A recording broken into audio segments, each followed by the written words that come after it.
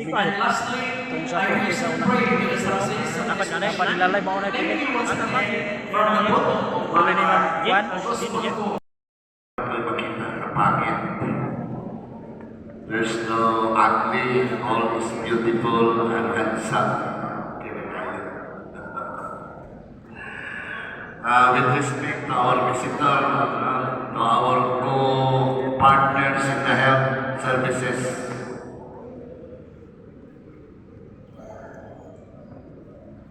si Sir Peter from California, but he stayed at Davao 20 years ago. So sayon ko kabalo na yun sa magbinisaya.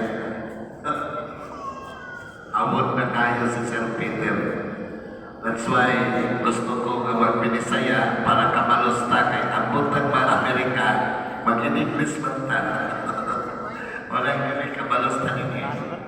So kay Sir Ali, kay Sir Roy, and the rest sa mga niya karon mga doctors nga naadiha gikan sa Pibocure, no? Aton silang palakpakan. And also our Heavenly Father, without Him maybe wala kita'y partner ng Pibocure. Palakpakan na to ang ato nabaw magkagalaw. Muna kanuray ang akong gingon. Kung unahon na ito ang Ginoo, God first, all things shall be added unto us. So, sa inadlaw-adlaw na itong panginabuhi, usahay malimot na tas Ginoo. There are several things na gihatag sa Ginoo nga kaayuhan sa ato. Pero dili taganin kapasalamat ang pipila ka nato o maturity.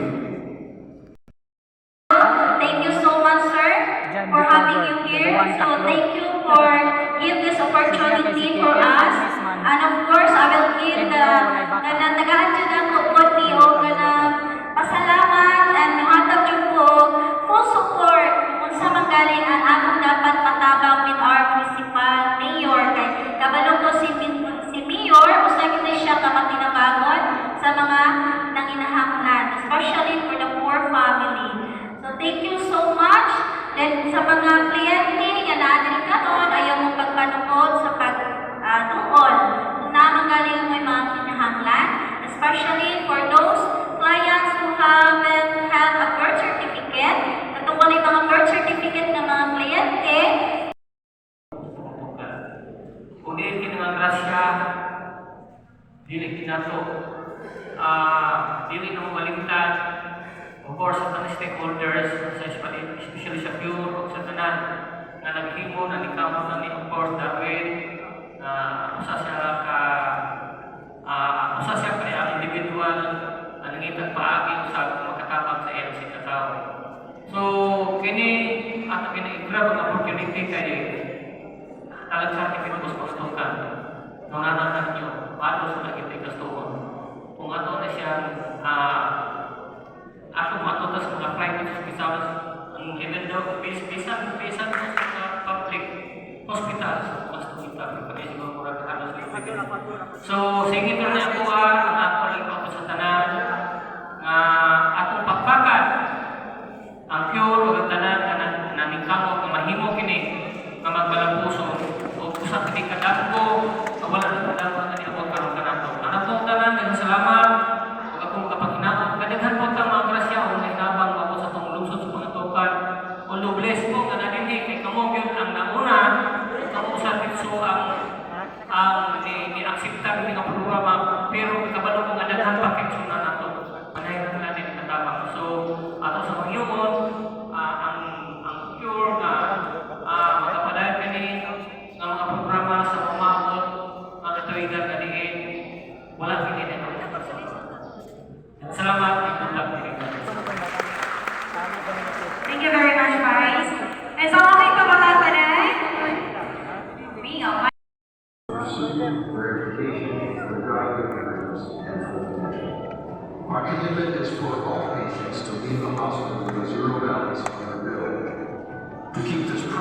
we're many sponsors, individuals, families, churches, corporate sponsors, and sponsors. Work very hard. So as you have your appointments today, we will see probably maybe 30 or more that will come to the hospital that we can help.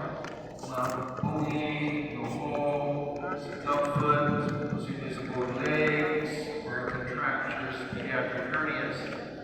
We are a specialized children's surgical hospital. So we are for surgery na lang.